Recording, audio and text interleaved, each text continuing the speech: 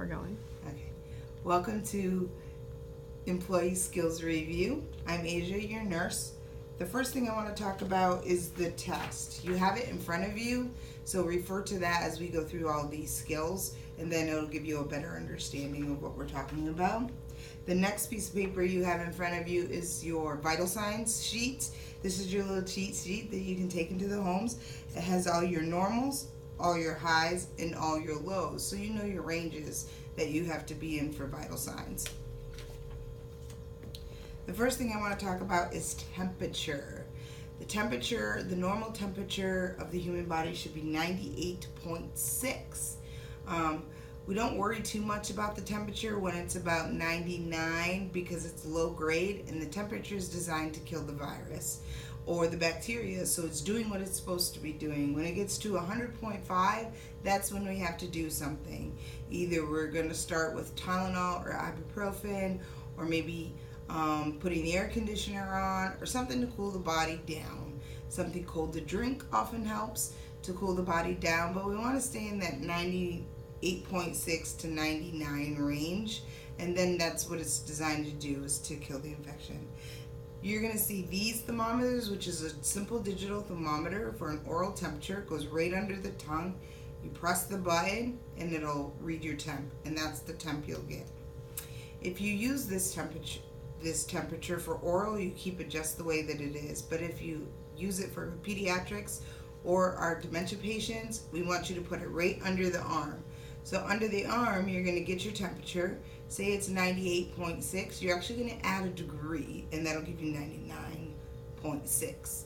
So that means they have a slight temperature. The reason why we add a degree is because we're looking for the core temperature, and under the arm sits outside the body. So you want to add a degree, and then you'll get the actual temp. That is for an oral and axillary temperature.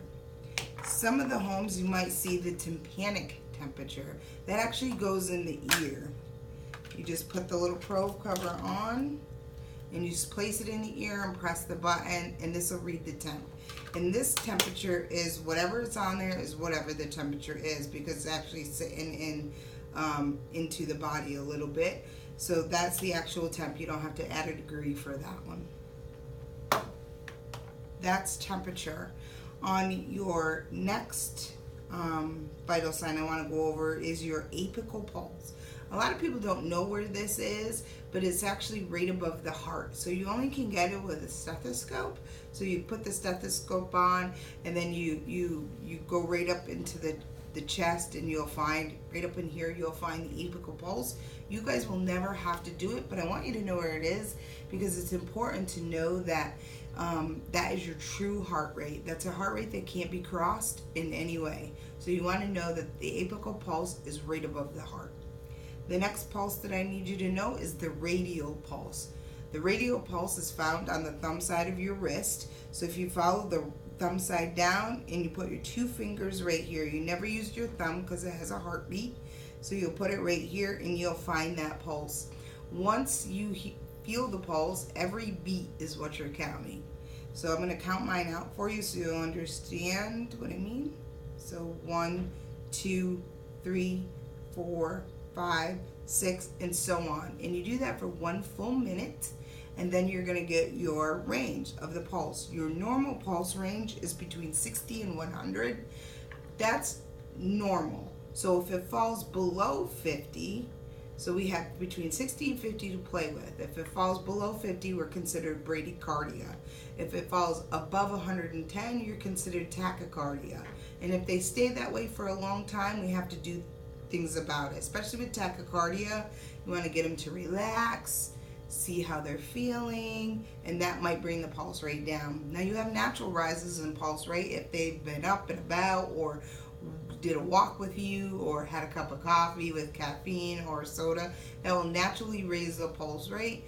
Those ones are okay because the body's going to bring it back down.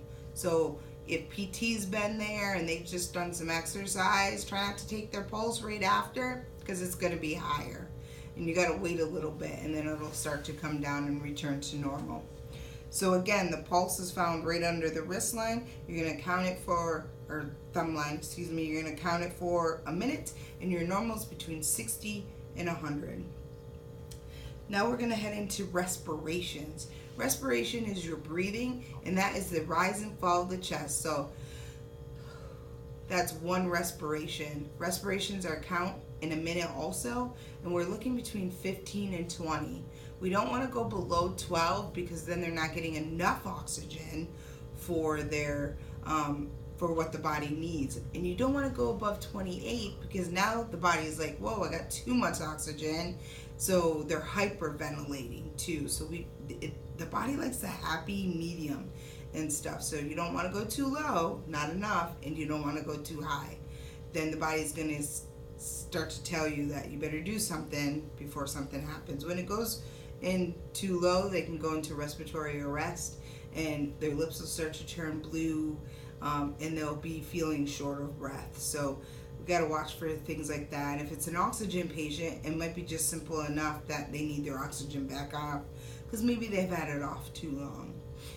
It could also mean that they need a nebulizer treatment that will open up the bronchial tubes in order for them to breathe better. So that's respiration.